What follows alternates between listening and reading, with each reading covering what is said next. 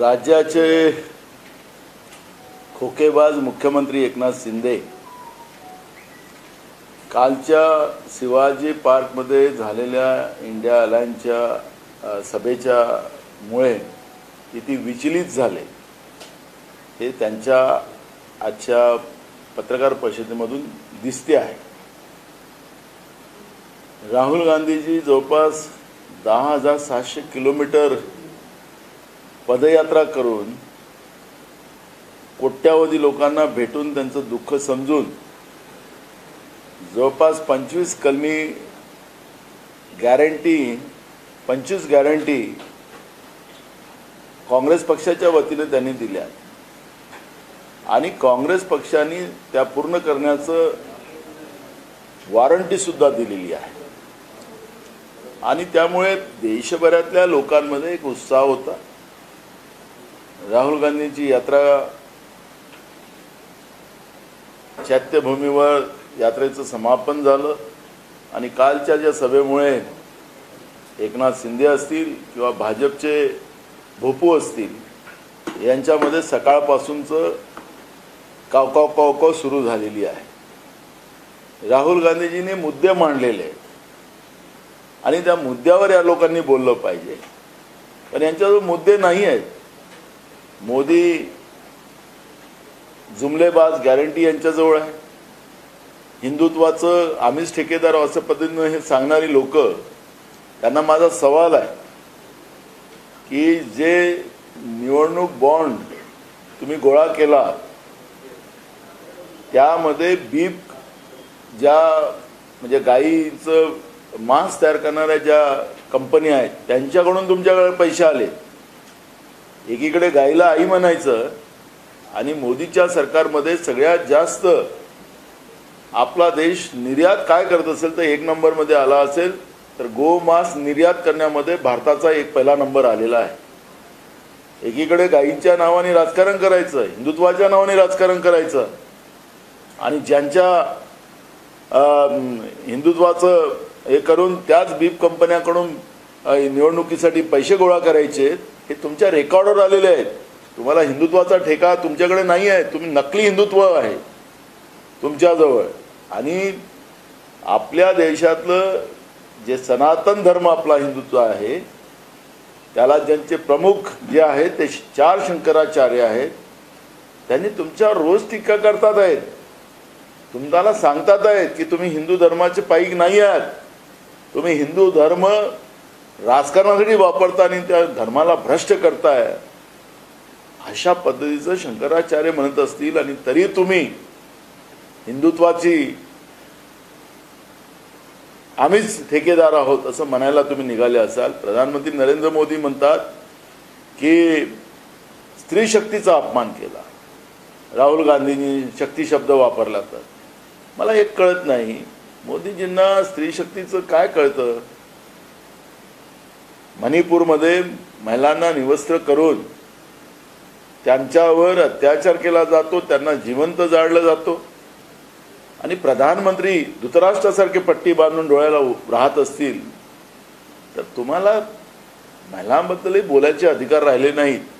त्यामुळे हा फालतूचा पुळका जो तुम्ही आणून राहुल गांधींच्या त्यागाला, त्यांनी केलेल्या तपस्येला, त्यांनी प्रामाणिकपणे लोकांसाठी काम करण्याची भूमिका लोकांसमोर मांडून ज्याप्रमाणे राहुल गांधीजींनी 25 गॅरंटीज लोकांच्या समोर दिल्या त्याच्यात शेतकरी आहेत, महिला आहेत, युवक आहेत, गरीब आहेत, कामगार आहेत आणि त्यांच्या सामाजिक न्यायाची भूमिका घेऊन राहुल गांधीजींनी जी भूमिका मांडली ती देशाच्या लोकांनी मान्य केली आणि म्हणून घाबरल्यासारखे सकाळपासूनचं मग एकनाथ शिंदे असतील की भाजपचे भोपू असतील ते सकाळपासूनचं त्यांचं कावकाव सुरू झालेली आहे। याला आम्ही भीक घालत नाही, ते घाबरलेत। राहुल गांधींच्या कालच्या सभेमुळे, शिवतीर्थावर झालेल्या सभेमुळे ते घाबरलेले आहेत आणि म्हणून या पद्धतीचा त्यांचा कांगवा सुरू झालेला आहे। याला आम्ही भीक घालत नाही।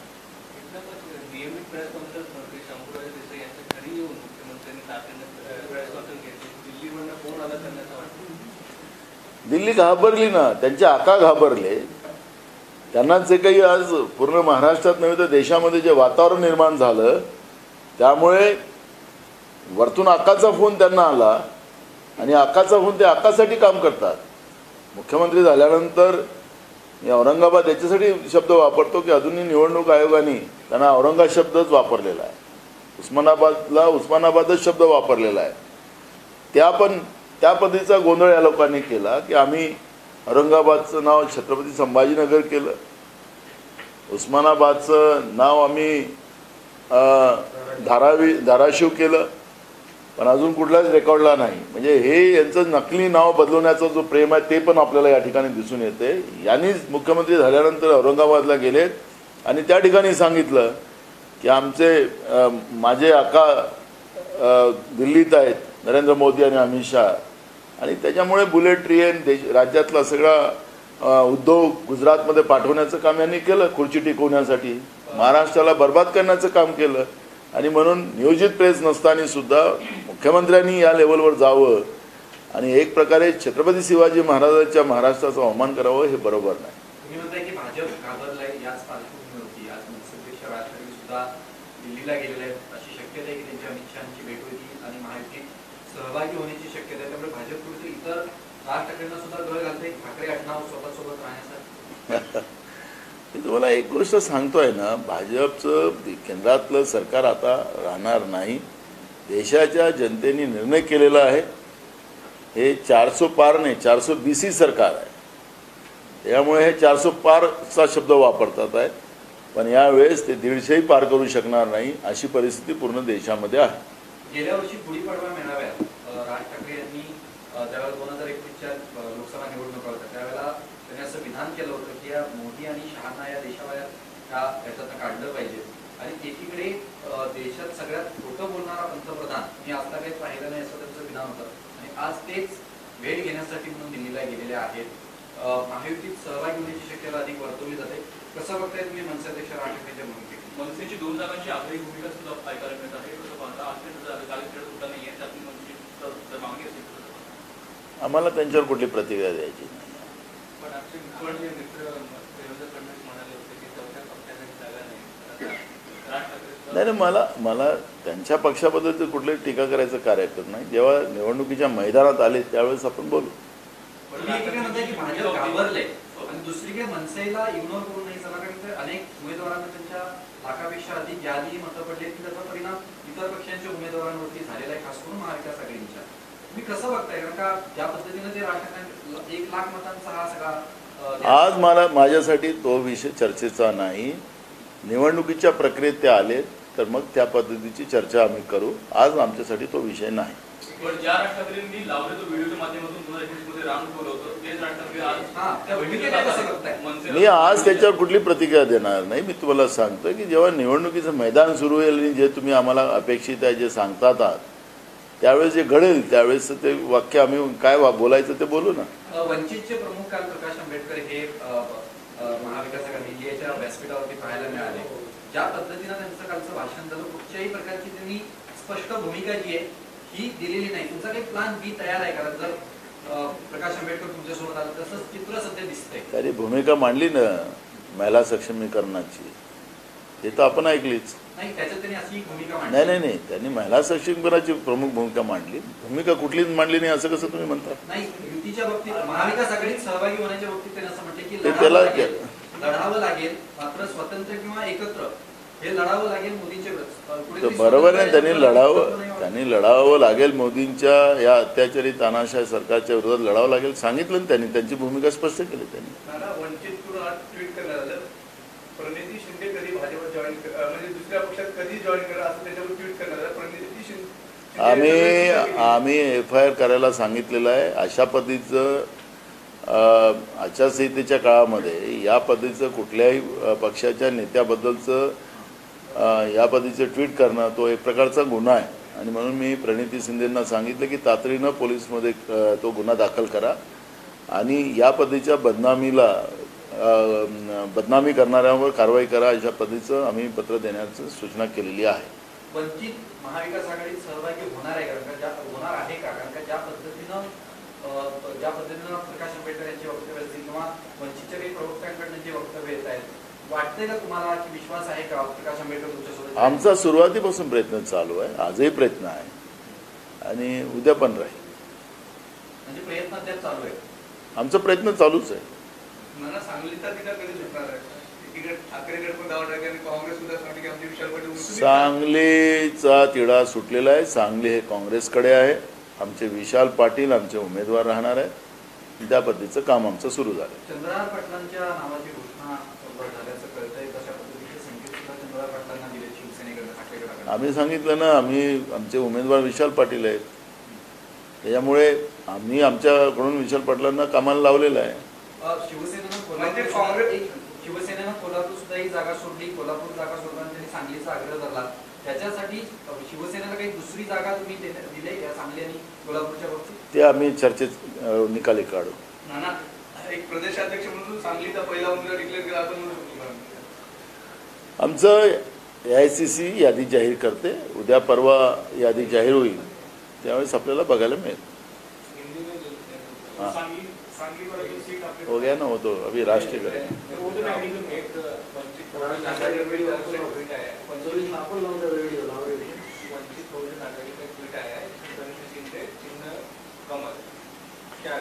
ये देखो, इस तरह से किसी की बदनामी करने का अधिकार नहीं है. चुनाव की प्रक्रिया शुरू हो चुकी है. आदर्श आचार संहिता का पालन सबने करना चाहिए. ये एक प्रकार के आदर्श आचार संहिता का उल्लंघन है. हमने प्रणीति शिंदे जी को कहा है कि तुरंत रिपोर्ट दीजिए और कार्रवाई की मांग करिए. इन्होंने एक चित्र ट्वीट किया है, इन्होंने फोटो बनाया, उनके ऊपर कार्रवाई की मांग. बिल्कुल वही ना कहा हमने. तुरंत आज हमने उनको कहा कि तुरंत रिपोर्ट दीजिए और कार्रवाई करने की मांग की. कहीं ना कहीं सामने आ रही है सांगली को लेकर के क्या चित्र स्पष्ट हो पाएगा? सांगली का हमारा डिसाइड है. हमारे विशाल पाटिल वहाँ के उम्मीदवार रहेंगे और वो जगह कांग्रेस लड़ेगी. उद्धव ठाकरे के ऊपर आलोचना हुई है आज कि उन्होंने हिंदुत्व खत्म कर दिया कल राहुल गांधी के साथ शिवाजी पार्क में बैठने के बाद सपा जी के लिए. क्या है इनको बीजेपी को हिंदुत्व का कॉन्ट्रैक्ट तो दिया गया नहीं. ये किस आधार पे बोलते हैं? आपने देखा होगा कि गैया को माँ बोलते हैं और गैया सबसे ज़्यादा 10 साल में इस देश से अगर कोई चीज़ निर्यात हुई है, एक नंबर जो होगा दुनिया भर में, मैं सिर्फ भारत देश का नहीं बात कर रहा, दुनिया में सबसे एक नंबर निर्यात करने वाला देश, बीफ निर्यात करने वाला देश भारत है. और भारत देश से अगर गैया रोज काटी जाती है और पूरे दुनिया में एक नंबर अगर देश बनता है, तो इनका हिंदुत्व से क्या नाता है? एक जो बीफ कंपनियां जो है उनके माध्यम से इनके अकाउंट में बीजेपी के चुनाव फंड दिया गया है, तो इससे बड़ा पुरावा क्या चाहिए? और इसलिए ये हिंदुत्व का नकली जो बात ला करके हम ही हिंदुत्व के कॉन्ट्रैक्टर है, ये कोई हिंदुत्व के कॉन्ट्रैक्टर नहीं है. हिंदू धर्म को बदनाम करने की व्यवस्था बनाकर बीजेपी ने रखी, जिसके राजनीति में लाकर हिंदुत्व को बदनाम करने का काम ये लोग कर रहे हैं. हमारे सनातन धर्म के जो 4 पीठ है शंकराचार्य जी का, उनने भी इस बात को विरोध किया है. उन्हें बताया है कि ये बीजेपी इस तरह से ना करे, लेकिन बीजेपी अपने फायदे के लिए और देश की बर्बादी के लिए और हिंदू धर्म को भ्रष्ट करने के लिए बीजेपी पूरी तुली है और इसलिए इनको हिंदुत्व के बारे में बात करने का कोई अधिकार नहीं. तो ये दे दिया ना.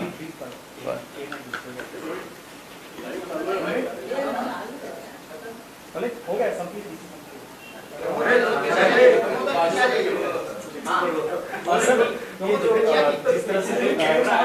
जिस तरह से